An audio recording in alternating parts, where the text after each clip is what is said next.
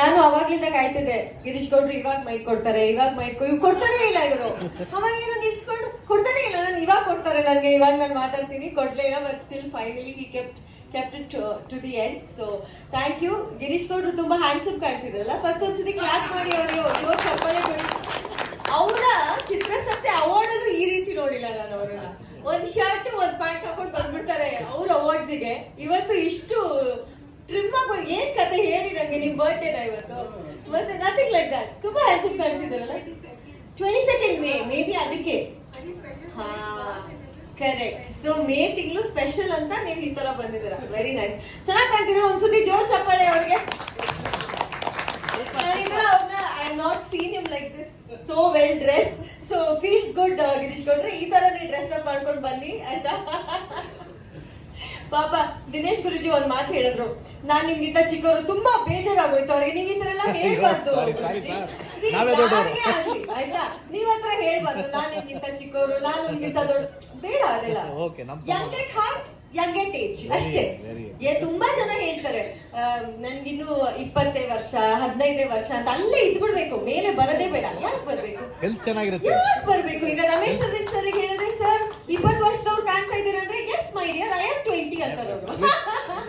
ನಾನು ಮೊನ್ನೆ ಫೋನ್ ಮಾಡಿದೆ, ಮೊನ್ನೆ ಮುಳಿಯ ಬ್ರ್ಯಾಂಡ್ ಅಂಬಾಸಿಡರ್ ಆಗಿ ಆಗಿದ್ದಾರೆ. ನಾನು ಆ ಬ್ರ್ಯಾಂಡಿಗೆ ಆಲ್ಮೋಸ್ಟ್ ಒಂದು ಶುರು ಆದಾಗ್ಲಿಂದ ನಾನೇ ಬ್ರ್ಯಾಂಡ್ ಅಂಬಾಸಿಡರ್. ಇವಾಗ Ramesh Aravind sir brand ambassador ಆಗಿದ್ದಾರೆ.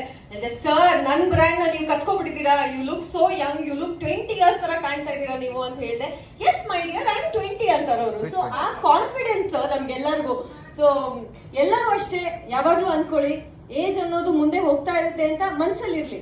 ಬಟ್ ನಿಮ್ಗೆ ಯಾವಾಗ್ಲೂ ನಾನಿನ್ನು ಚಿಕ್ಕವನು, ನಾನಿನ್ನು ತುಂಬಾ ಮಾಡ್ಬೇಕು, ತುಂಬಾ ಕೆಲಸ ಮಾಡ್ಬೇಕು, ತುಂಬಾ ಮೇಲ್ ಬರ್ಬೇಕು ಅನ್ನೋದು ಯಾವಾಗ್ಲೂ ಇರ್ಲಿ. ಆ ಒಂದು ಮಾತನ್ನ ಹೇಳಕ್ ಇಷ್ಟಪಡ್ತೀನಿ. ವೇದಿಕೆ ಮುಂಭಾಗದಲ್ಲಿರುವಂತ ಎಲ್ಲಾ ಗಣ್ಯರಿಗೆ, ನರಸಿಂಹಮೂರ್ತಿ ಸರ್, ನಿಮ್ ಕೆಲಸಗಳನ್ನ ಕೇಳಿ ತುಂಬಾ ಖುಷಿ ಆಯ್ತು ನನಗೆ. ಖಂಡಿತ ಸರ್, ಒಂದು ಗವರ್ಮೆಂಟ್ ಸ್ಕೂಲ್ ಮಕ್ಕಳಿಗೆ ಯೂನಿಫಾರ್ಮ್ ಕೊಡ್ಸೋದು, ಬುಕ್ಸ್ ಆಗ್ಲಿ, ಅದು ಆ ಥಾಟೇ ಬರಲ್ಲ ಸರ್ ಯಾರಿಗೂ. ಸ್ಕೂಲ್ಸ್ ಗಳನ್ನ ಇಂಪ್ರೂವ್ ಮಾಡೋದು ರಿಷಬ್ ಶೆಟ್ಟಿ ಅವ್ರು ಮಾಡ್ತಾ ಇದ್ದಾರೆ. ಅವರ ಸೈಡ್ ಅಲ್ಲಿ, ಕುದ್ದಾಪುರದ ಸೈಡ್ ಅಲ್ಲಿ ಮಾಡ್ತಾ ಇದ್ದಾರೆ. ಅವ್ರಿಗೊಂದು ಚಪ್ಪಾಳೆ. ನಿಜವಾಗ್ಲೂ ಗವರ್ಮೆಂಟ್ ಸ್ಕೂಲ್ಸ್ ಅಂತ ಬಂದಾಗ, ಸರ್ಕಾರಿ ಶಾಲೆ ಅಂತ ಬಂದಾಗ ಅವ್ರನ್ನ ನೆನಪಾಗುತ್ತೆ, ಯಾಕಂದ್ರೆ ಅಷ್ಟು ಕೆಲಸಗಳು ಮಾಡ್ತಿದ್ದಾರೆ ಅವರಲ್ಲಿ. ಸೊ ಇಲ್ಲಿ ನರಸಿಂಹಮೂರ್ತಿ ಸರ್ ಅವರ AV ನೋಡಿ ತುಂಬಾ ಖುಷಿ ಆಯ್ತು.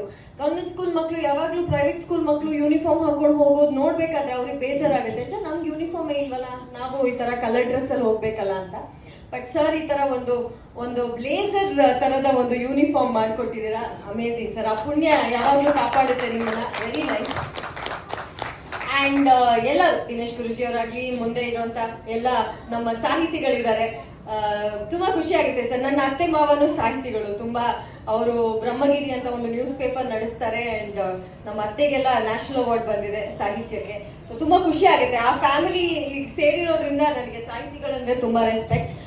ಎಲ್ಲ ವಿಜೇತರಿಗೆ ಇವತ್ತು ಯಾರ್ಯಾರು ಒಂದು ಕೃಷಿ ಇಲಾಖೆಲಾಗ್ಲಿ, ಬೇರೆ ಬೇರೆ ಡಿಪಾರ್ಟ್ಮೆಂಟ್, ಅಥ್ಲೀಟ್ಸ್ ನೋಡಿದೆ ನಾನು, ಹೀಲರ್ ಮೇಡಮ್ ನ ನೋಡಿದೆ, ಎಲ್ಲರೂ ಐ ಥಿಂಕ್ ವಂಡರ್ಫುಲ್ ಬೇರೆ ಬೇರೆ ಬೇರೆ ಬೇರೆ ಫೀಲ್ಡ್ ಅಲ್ಲಿ ಅಚೀವ್ ಮಾಡಿದೀರಾ. ತುಂಬಾ ನಿಮ್ಗೆ ಒಂದ್ಸತಿ ಜೋರಾದ ಚಪ್ಪಾಳೆ ನಿಮ್ಗೆ ಹೊರಡ್ಕೊಳ್ಳಿ. You deserve it all. ಆಮೇಲೆ ಗಿರೀಶ್ ಗೌಡ್ರಿಗೆ ಖಂಡಿತ ತುಂಬಾ ದೊಡ್ಡ ಚಪ್ಪಾಳೆ ಹೋಗ್ಬೇಕು, ಯಾಕಂದ್ರೆ ಇಂಥ ಟ್ಯಾಲೆಂಟ್ಸ್ ನ ಅವ್ರು ರೆಕಗ್ನೈಸ್ ಮಾಡಿದ್ದಾರೆ. ಒಂದು ಕವರ್ ಪೇಜ್ ಲಾಂಚ್ ಇದೆ, ನೀವು ಬನ್ನಿ, ನಿಮ್ಗೊಂದು ಸರ್ಪ್ರೈಸ್ ಇದೆ ಅಂತ ಅಷ್ಟೇ ಹೇಳಿದ್ದವ್ರು ನನಗೆ. 6 ತಿಂಗಳ ಮಗುನ ಬಿಟ್ಟು ಬರೋದು ತುಂಬಾ ಕಷ್ಟ. ಹೆಂಗೆ ಅಂದ್ರೆ ಮೊನ್ನೆ ತಾನೇ ಅವ್ರ ನಾಮಕರಣ ಆಗಿದೆ. ಹೇಗೆ ಅಂದ್ರೆ ನನ್ನ ಪ್ರಕಾರ 1 ವರ್ಷದವರೆಗೂ ಮಕ್ಕಳಿಗೆ ತಾಯಿಯಿಂದ ನಾನು ಆಚೆ ಬಂದಿದ್ದೀನಿ, ನಾನು ಬೇರೆ ಅನ್ನೋದೇ ಗೊತ್ತಿರಲ್ಲ. ಅವ್ರಿಗೆ ಅಮ್ಮನ ಬಿಟ್ಟಿರಕ್ಕೆ ಗೊತ್ತಿರಲ್ಲ. ಲೈಕ್ ಲಿಟ್ರಲಿ ನಾನು ಬಂದ್ 5 ನಿಮಿಷಕ್ಕೆ ಎದ್ದಿದ್ದಾಳೆ. ನಾನು ಮಲಗಿಸಿ ಬಂದಿದ್ದೀನಿ, ನಾನು ಗಾಡಿ ಹತ್ತಿ ಪಾರ್ಕಿಂಗ್ ಇಂದ ಗಾಡಿ ಆಚೆ ಬಂದಿದ್ದೆ, ಎದ್ದಿದ್ದಾಳು ಅವಳು. ಸೊ ಹೆಂಗೆ ಅಂದ್ರೆ ನಮ್ಗೆ ನಾವು ತಾಯಿ ಆಗುವಾಗ ನಮ್ಗೆ ನಮ್ ತಾಯಿಯಂದ್ರ ಬೆಲೆ ಗೊತ್ತಾಗತ್ತೆ ಅಂತ ಅನ್ಸುತ್ತೆ. ನಾಳೆ ಮದರ್ಸ್ ಡೇ. ಎಲ್ಲ ತಾಯಿಯಂದ್ರಿಗೆ ನಿಜವಾಗ್ಲೂ ಹ್ಯಾಪಿ ಮದರ್ಸ್ ಡೇ. ಸತ್ಯವಾಗ್ಲೂ ಹೇಳ್ತೀನಿ, ಚಿಕ್ಕ ಕೆಲಸ ಅಲ್ವೇ ಅಲ್ಲ. ಎಲ್ಲ ಅನ್ಕೊಂತಾರೆ ಏನ್ ದೊಡ್ಡ ವಿಷಯ, ಅಮ್ಮ ಅನ್ನಿಸ್ಕೊಳ್ಳೋದು ಏನ್ ದೊಡ್ಡ ವಿಷಯ ಅಂತ. ನಿಜವಾಗ್ಲೂ ದೊಡ್ಡ ವಿಷಯನೇ. ನಿದ್ದೆ ಇರಲ್ಲ, ಸರಿಯಾಗಿ ಊಟ ಮಾಡಕ್ಕಾಗಲ್ಲ, ವಾಶ್ರೂಮಿಗೆ ಹೋಗಕ್ ಟೈಮ್ ಇರಲ್ಲ, ಏನಕ್ಕೂ ಟೈಮ್ ಇರಲ್ಲ. ಆರಾಮಾಗಿ ಒಂದು ನಿದ್ದೆ ಆಗಿದೆ ಅಂತ